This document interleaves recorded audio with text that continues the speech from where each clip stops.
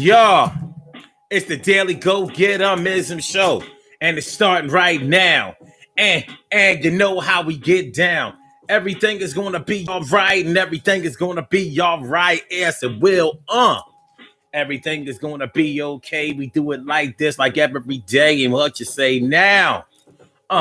It's going down now. All right, y'all. It's the Daily Go Get 'Emism show, all up in your area, and we are coming through live and direct. Which y'all know, a Sun 7, 5, and the DG show. Word.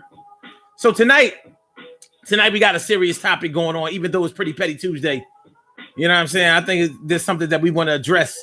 We're talking about the things that can prevent a suicide and the things that can prevent a homicide, or basically the things that can prevent a murder. You know, there have been many people who have gone through crazy hardships in their lives. There have been many people who have gone through really bad depressive episodes, or something tragic has happened in their lives where they have really thought about taking their own lives. But then something happened to turn that whole situation around, and was sort of miraculous. You understand what I'm saying? So we're going to talk about that tonight. The things that can happen to prevent a suicide, and the things that can happen to prevent a murder. Now, some people might say there's nothing you can do to stop a person from killing themselves if they really want to kill themselves. But you have to understand that many people have committed suicide multiple times. And there have been times when the initial times that they tried to commit suicide, that was really just a cry for help. It was like a warning, like, look, I'm really ready to do this thing, but I don't want to be ready to do it. But if nobody steps up to the plate and makes it a little better, or makes me see the value of life, then I'm going to have to take my own. I'm all in the zone. I'm about to leave my kids and family alone. And speaking of family and kids, speaking of children and family, many people have talked about when they were ready to take their own life, but then, what stopped them from doing it was they got pregnant, or they found out that they had a baby on the way, and it turned everything around, their whole life around. And we're going to talk about it right now. Right now. So that's how it's going down on the Daily Go Get 'Emism show. So let's get it popping. Urban Therapy with Sun 752. With this your daily. The Daily Go Get 'Emism show. We do this every single day. Every day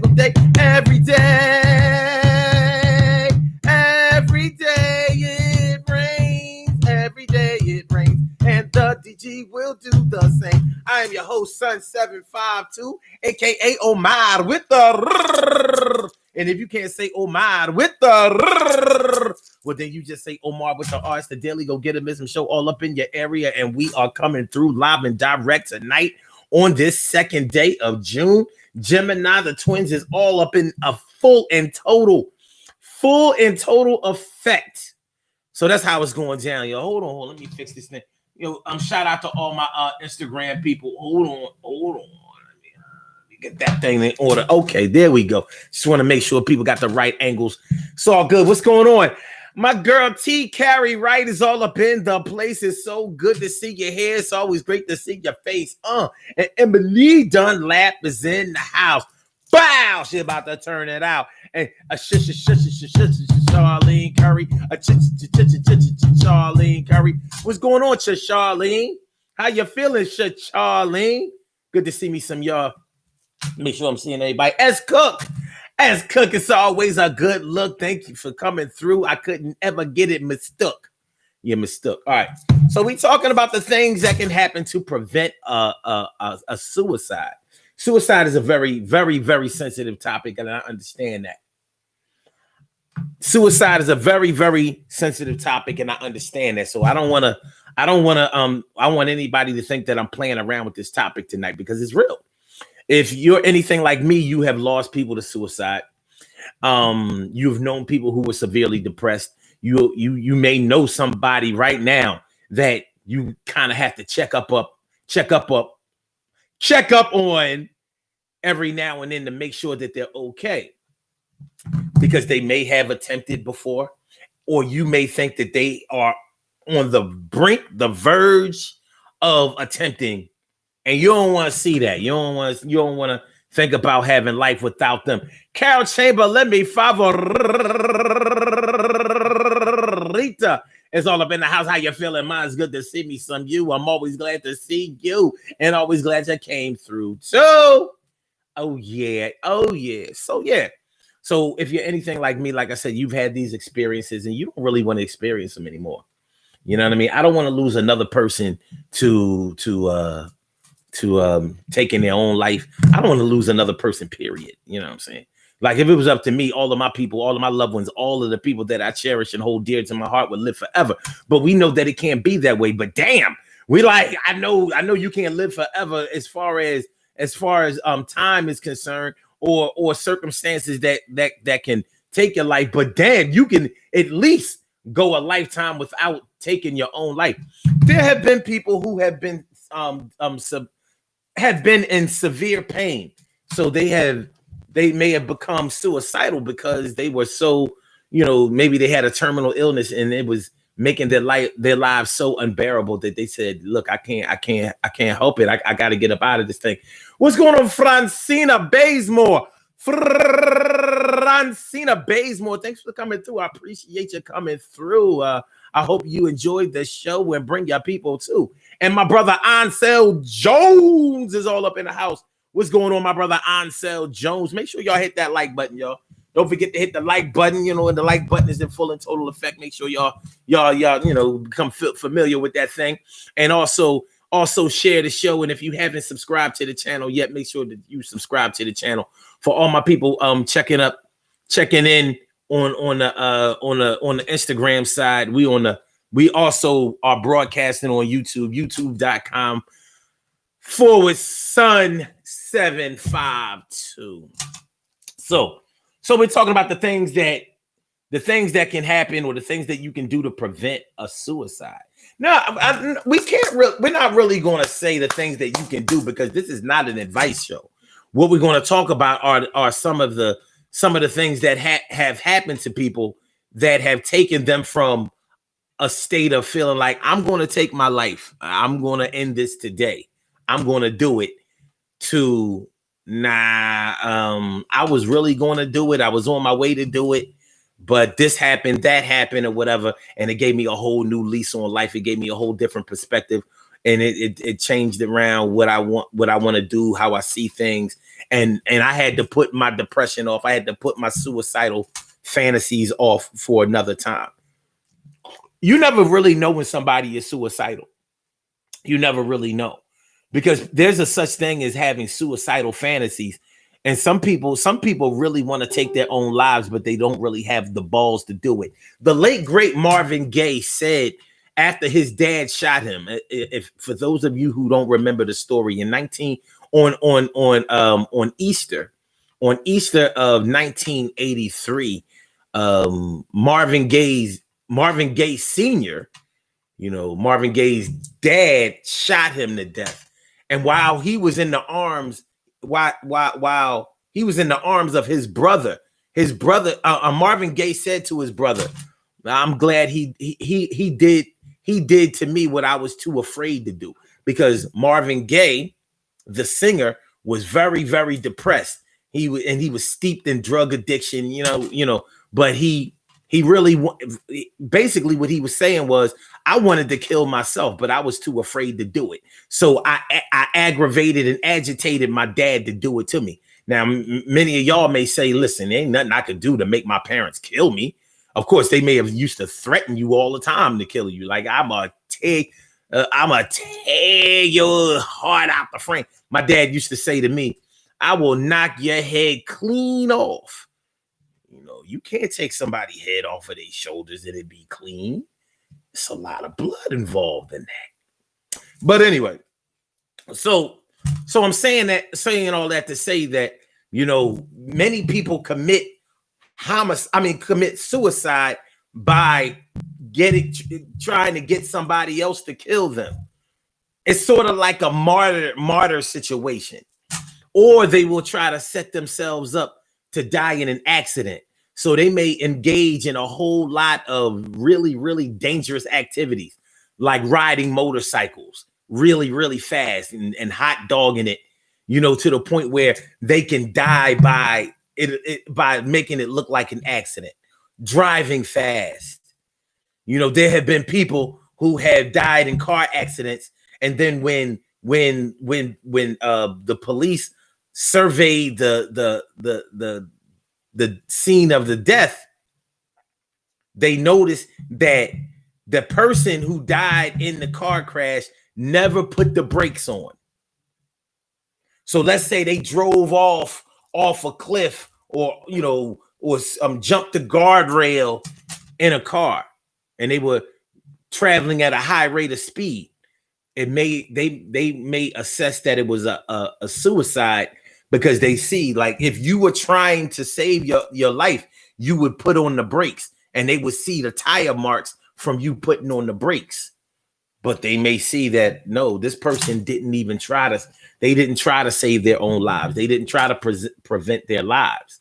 So what we're going to talk about tonight are the things that may have prevented you from doing those things. You may have gone out on a ledge of a tall building and threatened to jump. Maybe you were only threatening to jump, and maybe something happened to you to keep you from going out there on the ledge in the first place. So we're going to get into that tonight. That's how it's going down on the Daily Go Getimism Show, y'all. I want to welcome all of y'all. I am your host, Son 752, aka Omar with the, and if you can't say Omar with the, well, then you just say Omar with the R. We're talking about the things that can prevent a suicide and the things that can stop a murder. There have been plenty of people who were hell bent on revenge. Maybe it's a situation where you killed my homie, now I'm gonna kill yours, and they were gonna do that murder. They already premeditated, like, yo, I'm gonna get them, and ain't nothing gonna stop me. Well, there have been things that have gotten in the way. Some people have gotten arrested on their way to commit murder.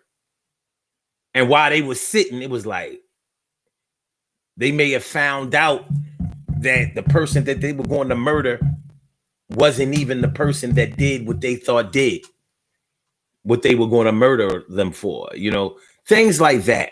So a lot of the things we're going to talk about tonight are speculative things. They're not etched in stone. They're not concrete things. They're not definite, but they are possibilities.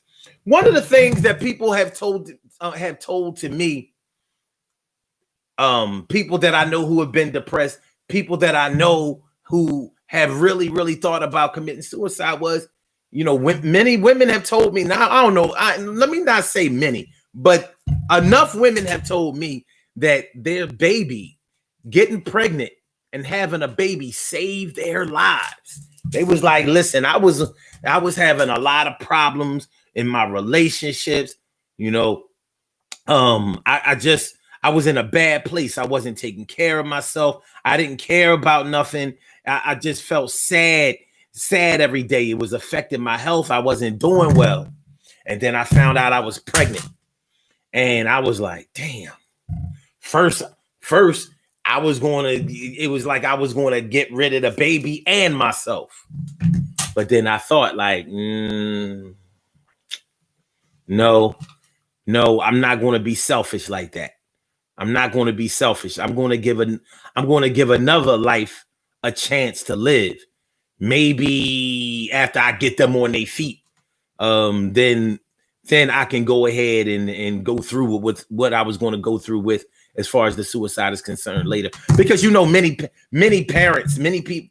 have parents who have actually committed suicide. This shit is real, and we can judge that any type of way that we want to. We can say that, well, how could you be so selfish as to leave your children behind and you know that they need you? How could you take your life when you know you have children? Hey man, it happens, you know? It happens. And so being as though that kind of thing happens, you have to take those things into consideration. Depression doesn't care who it leaves behind. Depression wants to end that pain, because if you've never been severely depressed, you can't really imagine the amount of sadness and despair and just and how the pain of just trying to make it every day, not expecting the next day to be any better than today. You don't know what that is if you've never experienced depression on that level. So yeah, from the outside in, we sometimes call people who are suicidal or depressed, we call them weak. You know, I mean, and I can understand the argument behind that. You know, you figure, well, you know, bad things happen to people every day, B, but it happens on the outside. Bad things happen to people on the outside. What do you do? Who do you consult with? Who do you look towards when all of the pain is on the inside? All up in your heart, all up in your mind. Your third eye is just totally fucked up. That shit's real, son. It don't get no realer than that. My brother Ansel Jones says, I see a lot of people with guilty consciences. Yeah, it's serious shit. It's real. It's real. Let me see. Charlene. Ansel Jones says suicide by cop is bullshit. It may seem like bullshit, but I know somebody who was going to do it.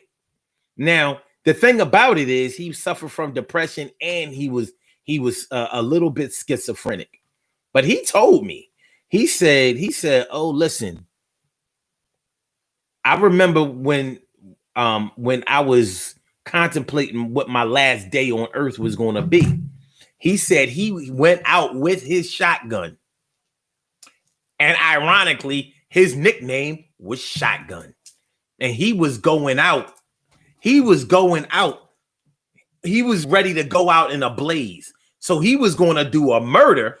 I don't know how many people he thought he was going to kill or whatever, but that's what he told me. He said, I was going out to have somebody kill me after I killed everybody else. And I was like, this is a guy that I worked with. And if you knew him, you would never think that he was on that type of time. But he was, and it was real. But he said on his way, he said it was like a miracle. He said on his way to go get this thing done, he saw somebody that he hadn't seen in a long time, and they stopped him for a conversation, and it fucked up everything. He said something twisted his head around or whatever, and then miraculously he got off drugs because he was a heroin user. He said he got off drugs. He went to rehab, got off drugs and all of that, and he got the treatment that he needed for his depression and his schizophrenia.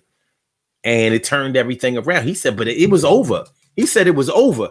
Now, could I look at it like he just pump faking? He just, trying to sound like he was really ready to go out like Machine Gun Kelly or something like that on some Bonnie and Clyde shit. Who am I to say? Who am I to say what he was going to do or what he was mentally prepared to do? I can't say, but I know that he said he was suicidal and homicidal.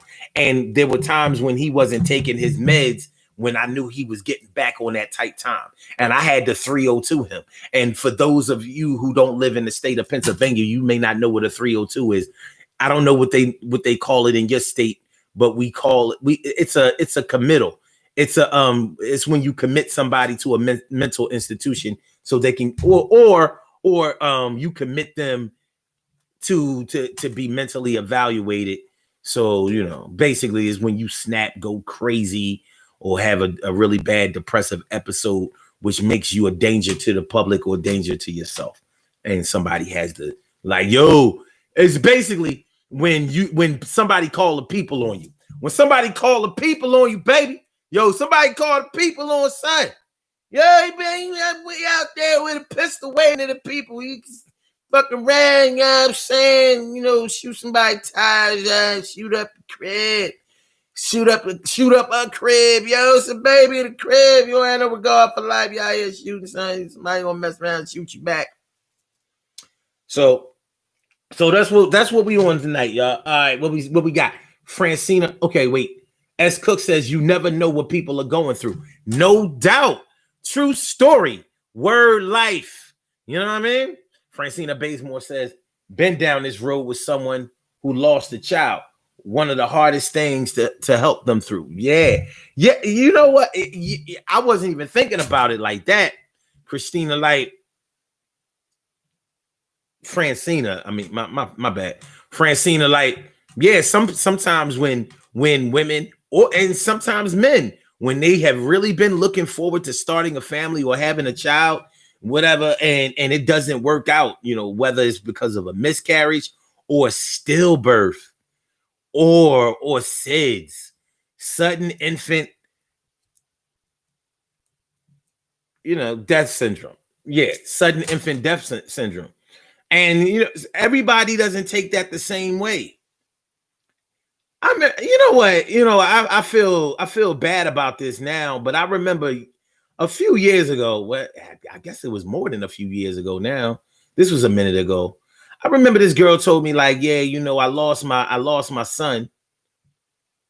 And I was like, what you mean? I was like, because I knew she only had one. I was like, what you mean? I was like, the young boy died. And she was like, oh no, not him. But you know, I lost a baby. I was like, what do you mean you lost a baby? And you know, after probing a little bit more, I found out that she miscarried in like her 4th or 5th month. And I was like, yeah, maybe I didn't handle that the best way, but I was like, come on, man. You know what I mean? Many people miss you lost a baby, but you didn't. You know what I mean? When you kick it to somebody like that, like I lost my child, but and she said it in a way that really caught my attention, like my child died. Like it's a little different. It's a little different. You know, that's like saying that's like terminating a pregnancy, having an abortion, and saying, yeah, I murdered my child. Like, come on now, it's the terminology. You you can't get an abortion and still be pro-life. You got to make a decision and stick with it, because there is life involved in this whole thing.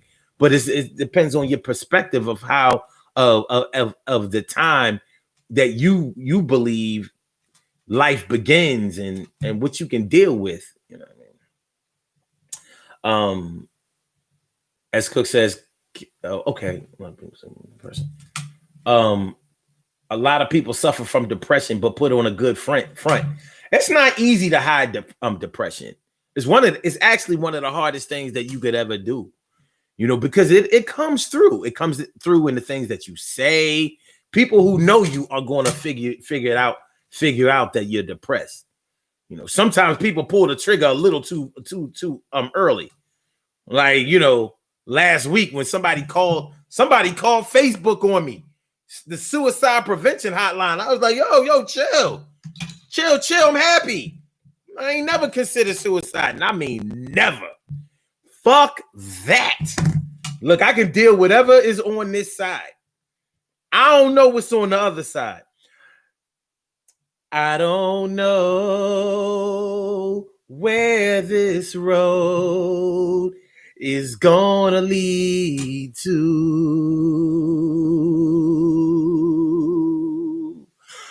All I know is where we've been and what we've been through. And I can deal with that shit. But all that, I mean, I know we all gotta go one day, but I ain't pulling the trigger on myself. You know what I mean? You go ahead, like, look, what's that? Y'all remember that old movie, Heaven Can Wait? Yeah, we going, yeah, I'm saying, like, I'm you know, when my time comes, I know it ain't nothing I'm gonna be able to do about it, but But like I said, some people have reported that when they got pregnant or when they found out that they had a baby on the way, they said, oh shit, nah, this is different. And some people feel like that's exactly what they needed to give them that spark. Like maybe in my life, I never felt like anybody cared about me. Nobody ever gave me love. Nobody showed me any affection. Nobody gave me any attention. Nobody cared about me. But I bet you one thing, I'm going to show love. I'm going to give attention. I'm going to care. I'm going to make sure that I raise, that I hone, that I teach, that I tutor, that I coach, that I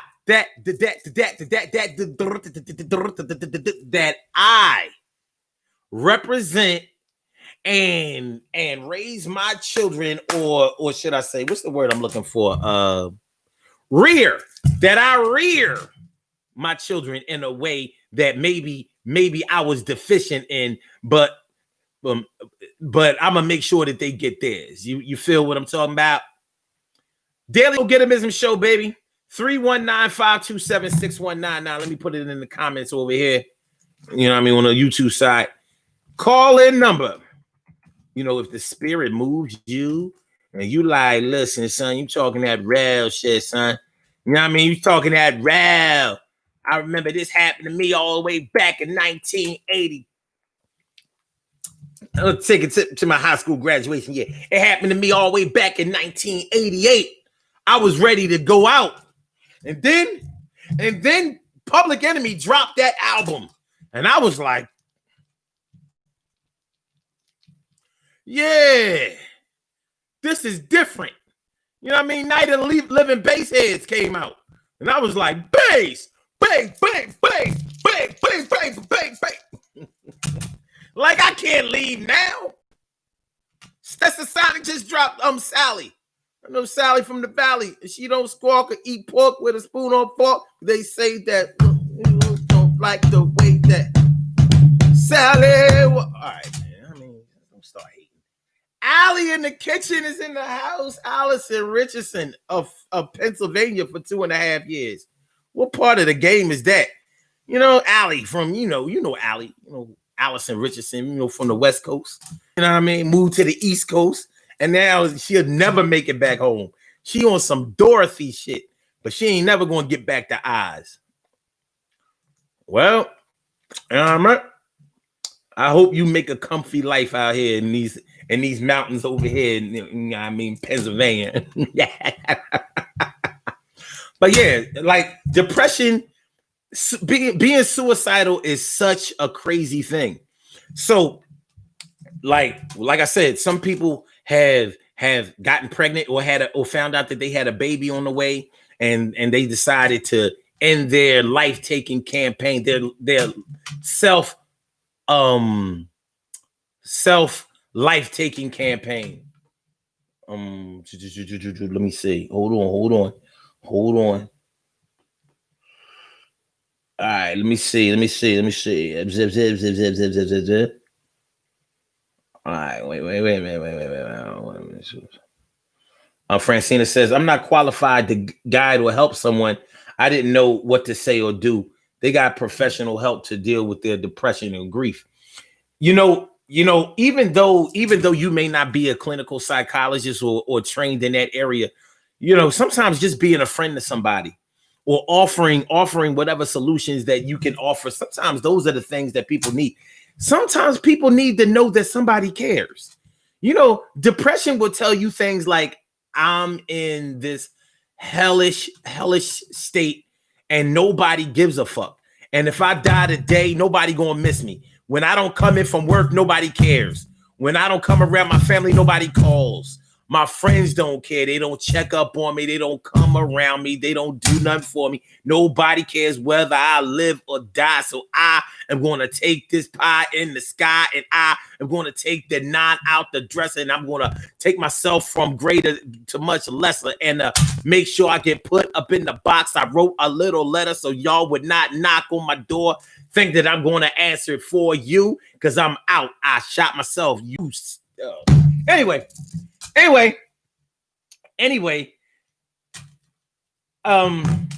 like I said, once again, I don't want to I don't want to, like I laugh and joke a lot on this show as we talk about real shit. And I realize what a sensitive topic this is. So I don't want to minimize it. I don't want to minimize it in any type of way. You know what I'm saying? But at the same time, I want to keep it. I don't want to, you know what I mean? Because like I said, I've lost a lot of people to suicide and homicide. So when we start talking about the homicide portion of the show, you know what I mean? If I start getting like, I didn't take Jeff. No. Jeff was my young boy. You know what I mean? He got caught up in a bad drug deal in 2003. I think it was either 2002 or 2003. He took Jeff out. You know what I mean? Found him in the trunk of his car. It was crazy because, around the way, I'm seeing pictures of him. They put pictures of, like, have you seen Jeff? If so, call this number, because they knew what kind of life he was in, and they knew that where he was last seen wasn't a good look. They knew that where they had last saw him wasn't a good look, and a couple of days later, it was a whole lot of slimy and grimy shit. It's the drug game, yo. It's the drug game. Carol, wait a minute. Carol says, Carol says her youngest brother, and he committed suicide. Oh, fuck. Yeah, much love to you. Many condolences. See, that's the thing about suicide that's so depressing, period, is the fact that you be feeling guilty because you feel like there was something you could have done. Like, I didn't come around enough. I didn't do enough. I didn't call. I wasn't there. I was tired that day. And the day that they did it, we were supposed to meet. I was supposed to go over there, and I didn't go. I took a nap, and I woke up late, and then I fixed some dinner, and then and then you get to you start having survivor's remorse. You know what I mean? Survivor's guilt. You start having survivor's guilt. Why are they gone and I'm here when I could have stopped them from going? And there's nothing you can do. When a person wants to end their lives, they're going to find a way to do it. But there have been people who didn't do it yet. Phyllis Hyman, the famous jazz R&B singer. Phyllis Hyman attempted suicide multiple times before she did it. And so did Donny Hathaway. They didn't get it done on the first try. They had been severely depressed. Donny Hathaway was crazy and depressed. He suffered from schizophrenia but he was soulful. You know what I'm saying? When he made a song for you, that was a song for you. That was a song for you and you. So yeah. So it's not like, it wasn't like a spontaneous thing. Like, I'ma just I robbed the store and now the cops are on me and I ain't trying to go to jail. I ain't going back to jail. I told you I'm not fucking going back. Bow. It's not like that. That's a different type of suicide. Trying to escape justice. That's different. The result is the same, but the reasoning behind it, I mean, they could have been depressed too, and they could have been going through those suicidal fantasies that I was talking about. Like, they don't want to do it themselves, so they found a way to get somebody else to do it. A la Marvin Gaye. What Prince say? Some people want to die so they can be free. Controversy. I mean, the pain. Listen, Black people have had a long storied history of depression, despair, it's a wonder when you really think about it, and many people gonna think I'm just bitching and getting on that black white shit. But if you really think about it, the average black person that has gone through the black experience, what has stopped us all? What has stopped any of us from really taking our own lives? The slaves that came over from Africa. Many of them took their own lives. Many of them jumped overboard. Like, man, fuck this. Which is interesting because if you consider the narrative that they said everybody was shackled together and all of that, and they only brought them up above the gully to the deck in order to hose them down a little bit and give them a little bit of sunlight, but they were still shackled. So if one jumped over, how didn't he take all of them with him? Just stuff that I wonder about all the time because I be thinking that the way that history has been taught is they be lying. You know what I mean? Like they be lying. Shoot. I mean, because if there was any better time to take a life as you're gonna take your own life, that would have been it for me. Like, well, I'm gonna make one of these. I'm gonna make Massa shoot me before he become Massa. You gonna get me on the boat. Because I'm gonna make you either kill me or I'm jumping over. But first, before I just jump over and try to swim all the way back, because I don't know if Africans from Africa back in the day could swim. You know, I know a lot of black people can't swim, and all that shit is kind of amazing to me. You know, I can swim, and everybody in my family can swim. I don't know why y'all can't swim, but anyway, I would probably be like, well, if I'm gonna die anyway, fuck it. We gonna die. I mean, it was warriors, right? Mandingo warriors. All right, man. Let's keep it moving. Like I said, y'all can call in 319-527-6199. 319-527-6199. Let me get it popping over here on the Instagram side. Let me see. Boom. 319 527 no. Okay. My fingers be too fat and I'm fucking up.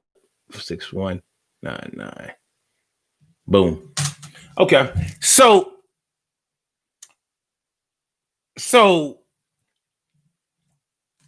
like I said, a lot of people who actually commit suicide have attempted suicide prior to when they actually got it done. So they may have been living a life. They may have been carrying on an existence that was really, really, just like nightmarish to them. Because when you're really depressed, every day is like a nightmare that you're living in real time while you're awake. And people can't understand that shit, but they don't have to understand it. You're living it. And one of the reasons that a lot of people go through with it is because nobody seems to understand, which means that nobody can help you. And if you're dealing with somebody who really lacks compassion and understanding, and they're telling you to stop acting like a little old bitch, stop, be a fucking man. You know what I mean? Stop being a pussy. Stop acting like a little crybaby. And you like, okay. You ain't gonna have to worry about me no more. And that's the thing about it. When somebody stops threatening, when somebody stops telling you what they're going to do, that's probably when you should pay attention the most. Allie, know the show ain't over. Nah.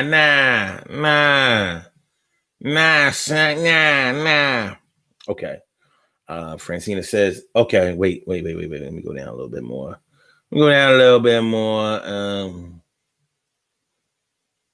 Oh, yeah. Once again, shout out to you again. Carol. Shout out to you, Francina Bazemore. And Francina says, having a child will give you a new perspective on life. It should. It doesn't do it for everybody.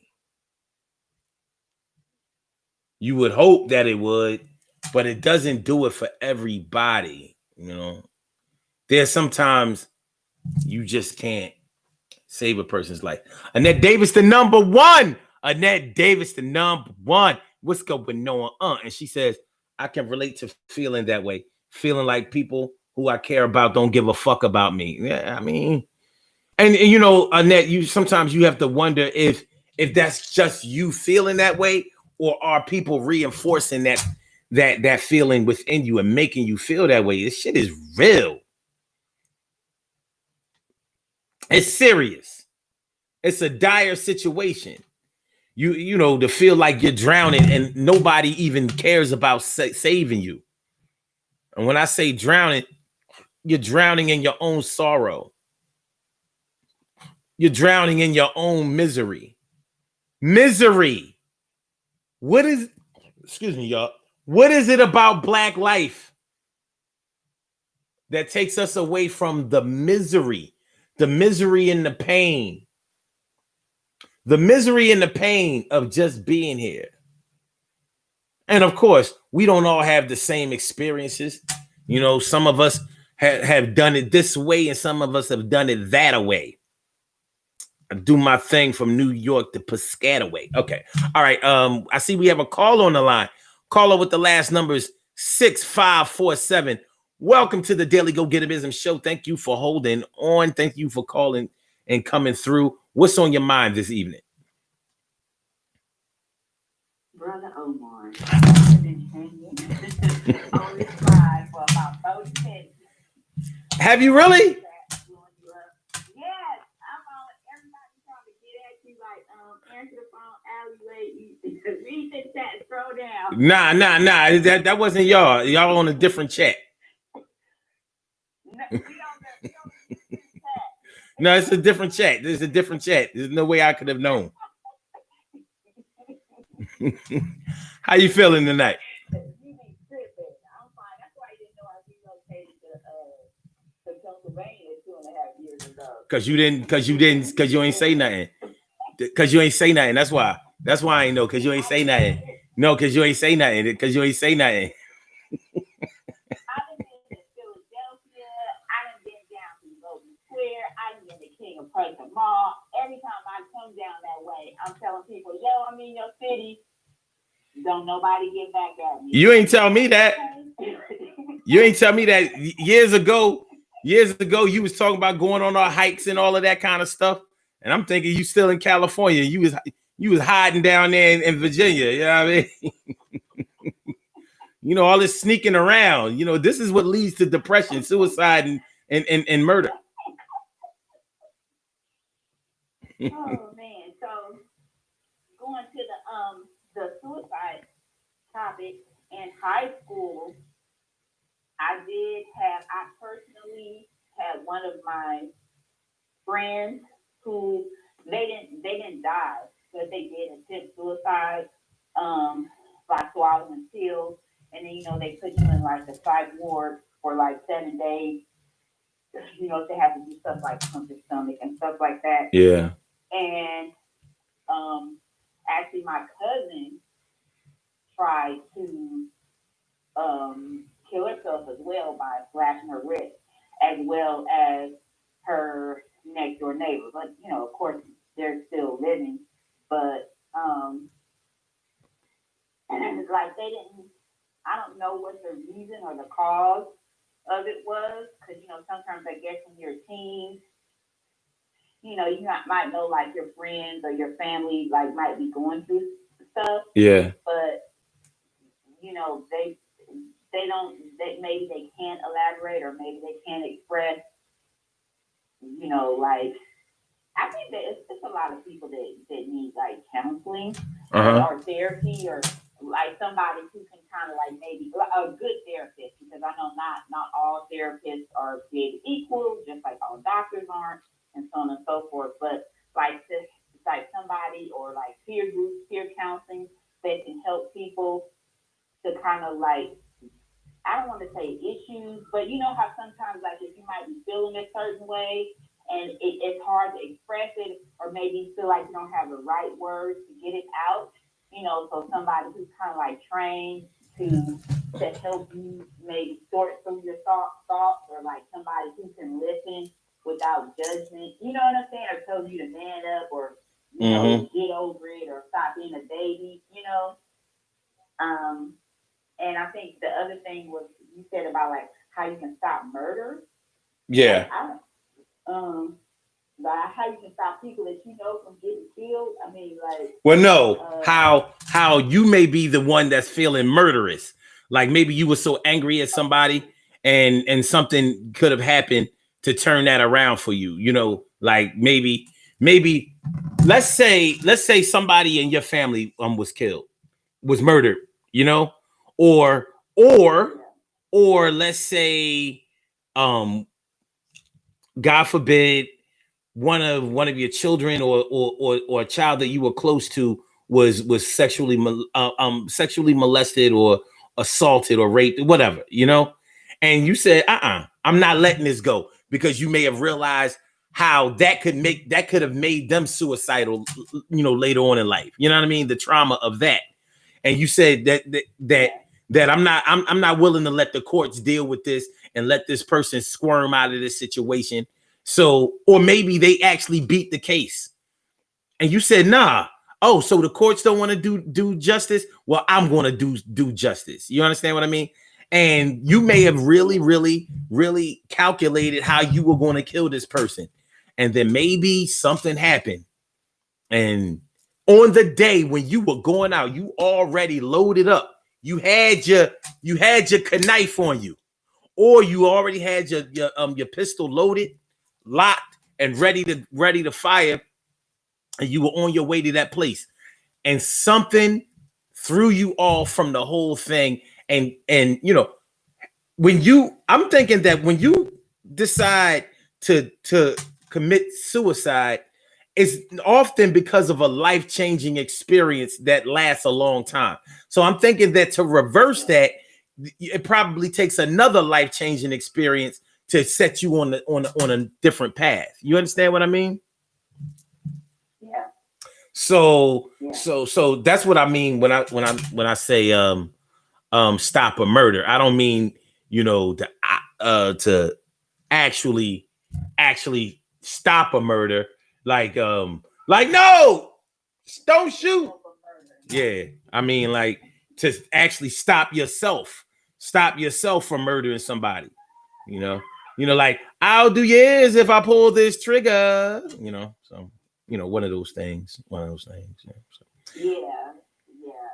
That's, you know, I guess that other one, the premeditation part. You know,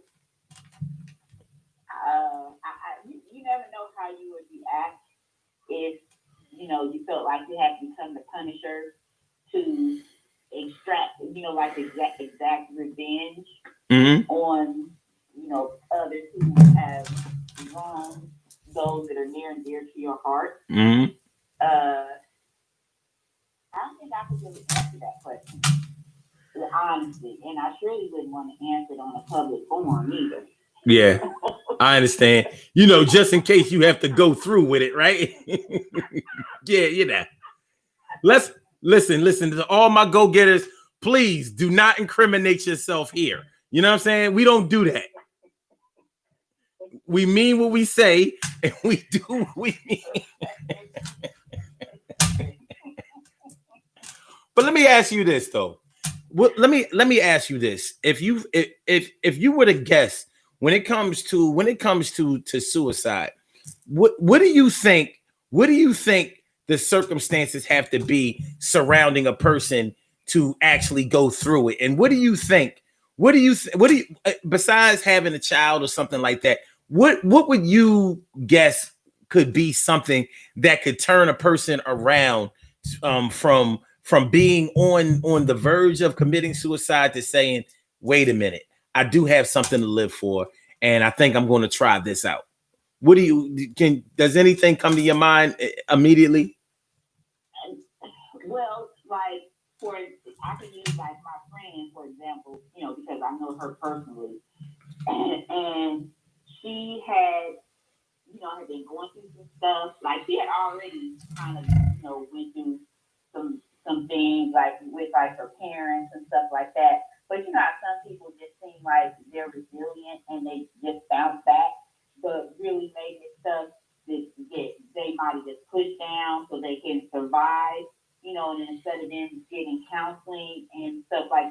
could be able to talk through that. You know, families like, oh, they happy and smiling. Oh, they fine, but they really did not. They just buried the stuff, pushed it down. So, like, I don't know. I broke up with somebody. I don't know, because you never know. You never know how attached. Because you might be thinking like, okay, this is just a little fling or whatever, but somebody might have really deep feelings for a guy, and then he'd be like, okay, well, I'm with you or whatever, and that was probably just like the last straw or whatever. So then if you kind of already thinking like, oh, my life ain't shit, I'm tired of being here, it's just too much, and so she had swallowed a bunch of pills, right? And it's like, it's your only child. Her mom works all day, so you swallow some pills and you just laying there waiting to die. And by the time anybody's able to help you, your parents don't get home till late. And what ended up happening is that my cousin, because we were all friends together, because we all went to high school together, my cousin. I don't know, my cousin ended up calling. I don't know if it was like a fluke or sometimes, something. I don't know why my cousin happened to call her at that particular time when she did. Mm-hmm. And she called her and like, my friend was sounding weird on the phone. And then, you be thinking like, what's wrong with you? Why do you sound like that? Like all groggy and drowsy. And it was like, she was like trying not to say anything at first, and then my cousin, because she had tried to kill herself before. I don't know, maybe she just got a weird feeling, and she was like, "What's going on? What's going on?" She started panicking, and then she was able to get out of my friend that like, "Oh, I just took some pills," and then my cousin just flipped all the way the fuck out. Start calling people. Called 911, and of course, we had each other's address. It was like, oh, I'm calling. So she ended up calling 911. I can't remember if she had called her friend's mom or not, because I'm not sure if he had her work phone number. But she ended up calling 911. They ended up coming to the house, pumping her stomach, got a hold of her mom and all the other stuff. But so, like, that right there, that made my cousin call, because we just saw each other at school, it's like, okay, bye, you know what I'm saying? Okay, bye, see you tomorrow. It's like, okay, so someone telling me to call her on the flute, and then you hear her sounding weird on the phone, and instead of her just saying like, okay, maybe tired, getting some rest, she's pressing, like, what's going on? Why do you sound weird? Right, because she was drowsy or whatever happens, like when you swallow too many pills, I don't know if I answered the question or if I you did. I mean, I realize that it's a tough question to answer, because we may be looking for the professional answer, and there really isn't one that's necessary to give, because a lot of it is opinion based, and it can be based on on your observation. Like I'm listening to you talk about your cousin taking a bottle of pills, and it made me think about drug abuse. A lot of people are steeped in drug abuse because they are depressed, and because they are suicidal. And many times people will abuse drugs, actually trying to kill themselves, but they're actually crying out for help. So if you're on heroin or pills or something like that, whereas a high intake of the drug can actually end your life. Even alcohol, a lot of times people will do that hoping that somebody sees the turmoil that they're in, even though it looks like they're just hot dogging it, even though it looks like they're just trying to be the party person, even though it looks like they're just wild and out of control. A lot of times that's just a cry for help. That's them reaching out in the only way that they know how to, trying to get the help that they require, and they're not always heard. Unfortunately, a lot of times people don't hear them, and so nothing gets done about it, because you're dealing with other people that may be using drugs also, so they're not in their right mind. So it's almost like the blind leading the blind. You understand what I mean? So well, I was just going to say that sometimes an overdose of drugs by a person that expect somebody to rescue them or see that they have taken too much, but then they mess around and actually, OD, and you know what I mean? And overdosing on drugs is a painful death. People be thinking like, yeah, well, he died while he was high. No, that's not how it goes at all. It's very violent. And that's you made me think about something interesting where you were because I kind of had that thought too about like people who are like alcoholics or drug addicts, that like it's a fine line between like, oh, I'm quote unquote just a drug addict or alcoholic, but like you said, it could be a very thin line that those people actually maybe really trying to cross over and end their lives, but it's a slower process. And you made me think about something where you said that they don't necessarily get that help that they need. And I remember like I went to an all girls school. Mm-hmm. I had it was grade 9 to 12, and if we had 300 students in the whole school, that was a lot. So you think four grades, and you have 300 students. That's not a lot. That's like what, 80. It's easy to know everybody in the whole entire school. Yeah. And their business and who's doing what or whatever. And there were a lot of girls who were like acid. I don't know if acid is still popular nowadays. Oh my God. You talking about white drugs. You talking about them white drugs. Yeah. Lysergic acid diethylamide. I remember the technical, the science. Yeah.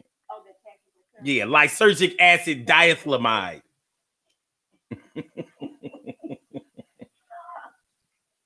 but there was a lot of girls who were doing that as quote unquote like fun and everybody was like the open secret, and you see it too. Like when somebody's like tripping or just like high, like coming to school, right?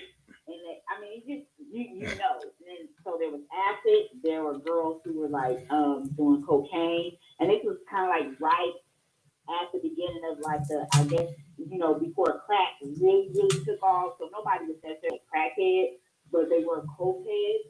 Mm-hmm. And so when you're younger, some people might see it, and even if adults might have noticed it, it's just like, I don't know if they're saying like, oh, that's just kids, and like, oh, it's a phase. And and I don't know if any of those girls carried that over into university or not, or if they stopped, or if they just fell off the face of the earth. Mm-hmm. But it made me think, and there were some who used to drink a lot too, but it made me think about how you see that, like, oh, such and such is, like, oh, your friend is just like, oh, they're tripping, or they're high, or they're drunk.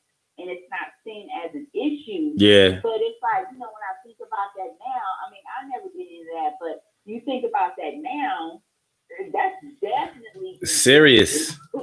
Like, somebody should have been alerted to that. You know what I mean? True story. And there were some girls, like, there was private areas, the campus that we were on was a really beautiful campus. They had these beautiful lush rock gardens and stuff with birds twerping, and you saw like deer running across the damn thing. And there was an area over there where certain girls who would like get high doing what? So they could like cope or whatever. So they could make it. You should not be 14 and 15 needing to cope. Uh-huh. So then that just I think that spills over. Like whatever's going on in your home or whatever, I think that just spills over. So like when people are younger, getting high or drinking or whatever is seen as like a fun thing, and oh, you're just partying. But then when you still doing that same shit when you're in your 30s and 40s, oh, you're a disgrace. But but like you said, people don't see it as like, oh, you need help. When you're younger, right, it's fun and it's cute. But when you're older, oh, you need to grow up, or you need, and it's like none of those problems are ever addressed. and it probably get worse as you get older. Because, I can't imagine going through life being a drug addict since you were a teenager. I wonder is that what the statistics say that most people who are like drug addicts kind of start when they're teenagers? Do people actually start like getting high as like full grown adults, like in their late 20s and 30s? People start getting high even when they get all the way in their 40s. It's never unfortunately it's never too late to become a drug addict. Yeah, unfortunately. So yeah, because I know some people who got started late.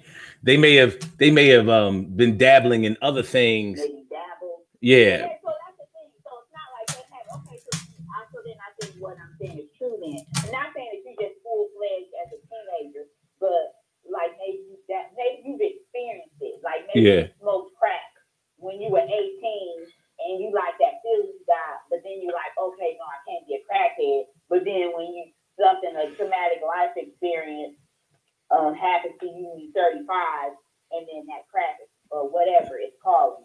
You know what I mean? Yeah. So yeah, well, it takes a while.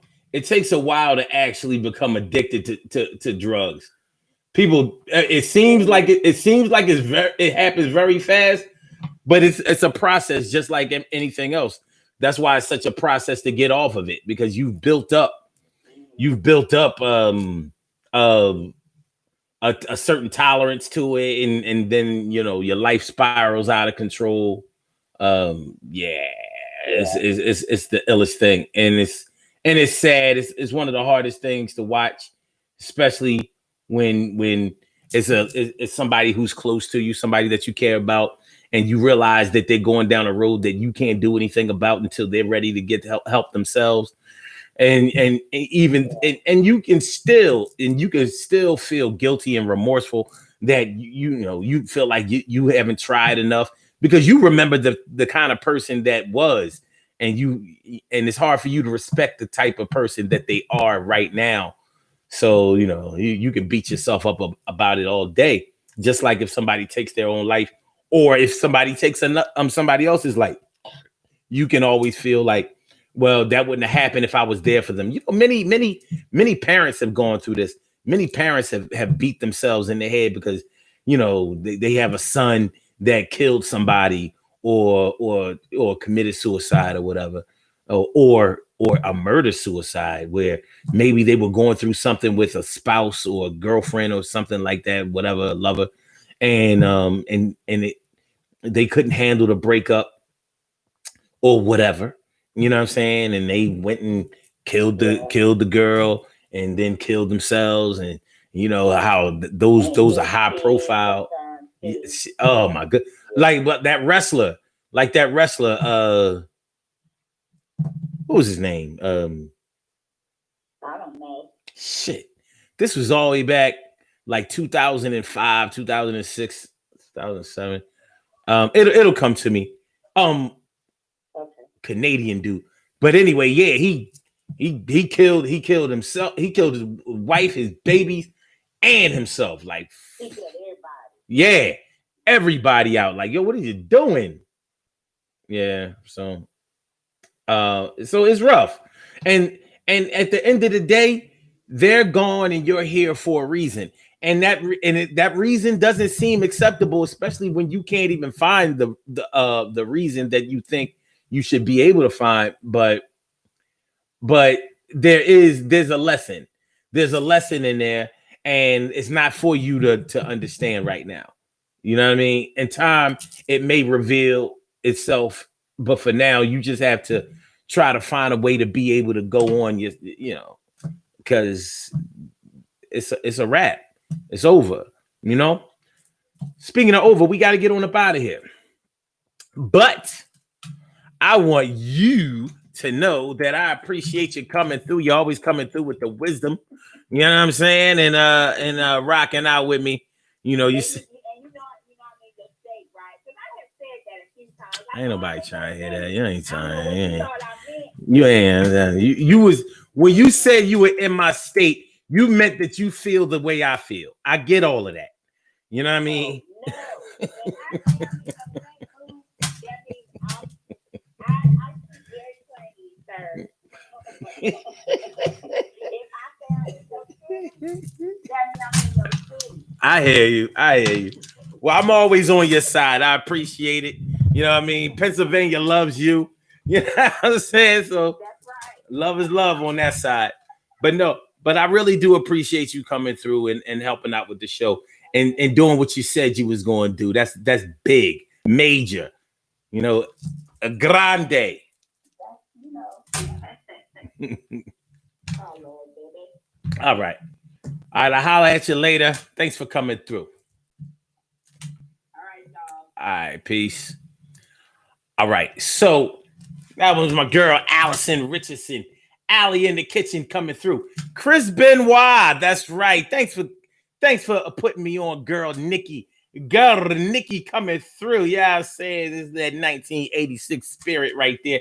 And Valerie, Miss Green in the house. I said to Valerie. How you feeling, ma? Thanks for coming through. Yo, all right. So we talked a lot. We gonna do these birthday shout outs and then we're gonna rock on and do the damn thing and get on up out of here. But listen, man, I know that like for a lot of people, this was a very, very sensitive topic. A very, very sensitive topic. And that's why I didn't want to play around with it a whole lot. But at the same time, you know, I meant what I said when I said that we are here for a reason. I'm not going to say that it was meant for them to die and meant for you to be here, but they chose that. When you're talking about when you're talking about a suicide, and even when you're talking about a murder, those are choices that people make, regardless of what mental state they may be in. That mental state that they were in at the time compelled them to take the actions that they took, and they didn't ask you. They didn't ask you, you know, how you felt about it, and that may seem selfish to us who are left here to deal with the fallout, deal with the sorrow, deal with the remorse, deal with the possibilities, the probabilities, deal with the pain of the loss and the explanation. You know how it is when you're the person that everybody is at, when you're the person that was closest to the person who is deceased, or the person that murdered, and they asking you, well, why? Didn't you know? Were there any signs? Did he say anything? Did she say anything to you? Was she there? Were you around? Did they call you? You know, when was the last time you talked to him? When was the last time you saw him? Did y'all have any appointments together? What happened? And you trying to process this shit. Like, listen, man. You know what I mean? All I know is that was my homie. I miss them. Yeah, and on some real shit, sometimes suicide leads to suicide. It could be a chain reaction. You so sad and depressed about somebody taking their life that it makes your life feel like it's unworth living. And unfortunately, most unfortunately, I don't want to discount this because this is real shit. Some people have been martyred. Some people have been martyred for taking their own life. And I think that that's dangerous, especially when it's a young person. I've heard about situations where a teenager committed suicide and they in the school or whatever, I guess, didn't want to make the young person look bad or whatever. So they were like, you know, sort of, in my opinion, making the person look like they took the only route that there was to take and they were brave for doing it. I'm like, don't do that. Don't do that. Then you'll have a bunch of teenage suicides on your hand, you know, because they're like, well, you know, Tommy did it. Tommy did it. I'm going to fucking do it too. We're going to have tonight. We're all going to fucking do it. We're all going to fucking do it. We're going to go out. We're going to go out like fucking Thelma and Louise. You know, except it's going to be fucking Brad and Chad. Brad and Chad, man. You know, get fucking wasted. And we're going to drive off the fucking Tallahassee Bridge. Like Tommy did. Nah, man, you don't want to do that. Don't be martyring nobody for taking their own life. That's not a brave thing to do. I'm not going to say it's the easy way out, but it's not brave. It's not brave to take your life. It's brave to live your life. It's brave. It is kind of brave to take a life. I mean, it's negatively brave. But yeah, it's brave to go on and face the challenges that are set before you. It's brave to get the help that you need, that you require. It's brave to communicate how you're feeling and what you're feeling and try to get help. It's brave to let somebody know what's going on, to reach out and join support groups where you can put your thoughts in proper perspective. That's bravery. Not just loading up the 9 and putting a gun to your head. Nah. That may seem brave to a foolish person, but for a progressive person, that shit ain't brave. And although many of us have been there and we can relate, you were brave because you didn't do it.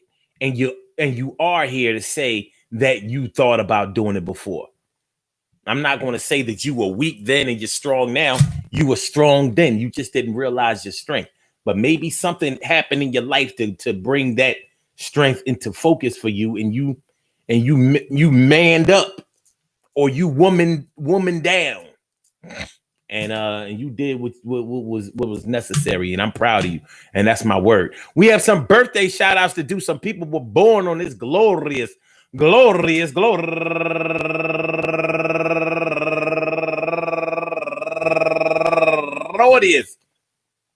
June 2nd, and they deserve to be acknowledged. So let's go about our business of acknowledging them and make it feel special because they are special, because they are special, because they are SPECIAL. They are SPECIAL. They are number one out the box. My cuz up there in Milwaukee, cuz by marriage, Tatonia Neal. Tatonia! Turning 48 years old today. Happy birthday to you, Tatonia. And also, Vet Black. Happy birthday to you. And also Twala Riley turning 58 years old today. And Tasha T. Bell. Happy birthday to you, Tasha. And Latasha Nunley Muhammad turning 42 years old today. And Asar Fanor. Happy birthday to you. And Vanessa Carr turning 61 years old today. Hey. And last but not least, my people said last but not least, my girl Tonya Moss, going all the way back to the 1986. Tonya Moss, I said, no, that's 1985. Tonya Moss, I said that 1985. Tonya Moss, word. Happy birthday to you, Tonya. You know what I mean? FLC stand up all day, every day. So, good things happen to those who wait. Great things happen to those who grind, and anything can happen to those who go for theirs. So go hard, go for yours, and remember, I said REMEMBER. Remember, your life is precious, and you want to make sure that everybody else around you that you care about realizes that their life is precious, not only to you, but it should be precious to themselves. And so you want to make sure that you get them the help that they require. When you all right, you want your team to be all right. You don't want your team to be all right, then you ain't even all right. What kind of nigga are you? Where you want to be the only one living. You want to be the last man standing. You want to be an island among yourself. That's no way to be. You want your people to be around to enjoy the spoils of your success, and so you can cheer them on and see them be successful. It's inspirational. You know, it's definitely never inspirational when somebody loses their life, especially by taking their own life. So we have to treat that as a serious thing. But murder is just as serious. It can even be seriouser. Yeah, it can be seriouser. You don't want to be involved in anything that results in death. I understand. I underdig. I feel you. I know what you're talking about. It's real. And one of the best things that we can do, and sometimes the only thing that we can do, is to keep it a buck with ourselves. Keep it a buck with our peoples. And make sure that we keep the lines of communication open so they understand that they have somewhere to come to if they should need help. They're crying out for help. A lot of these gun-toting, drug-taking, drug-selling, motorcycle riding, fast car driving, risk taking, crazy hell bent, hard drinking people out here. They just looking for help. They really want to take themselves out. And far too often it leads to that. You don't want to die with alcohol in your system. Yo, you don't want to die with the drugs in your system. Yo, you don't want to die with none of that bullshit surrounded around you. Autopsy. Oh, fuck, here we go. Here we go with this motherfucking curfew shit. Hey, yo. So they saying we got a curfew at 8:30. It's 8:19, son. Y'all got 11 minutes to get in the crib. Get your ass in the crib, son. Get your ass in the crib. Love is love, y'all. Get on up out of here, man. Appreciate y'all coming through. We will be back tomorrow for another Daily Go Getimism show. Make sure y'all hit that like button before y'all get on up out of here. Make sure y'all subscribe to the channel if you haven't subscribed to the channel thus far. And make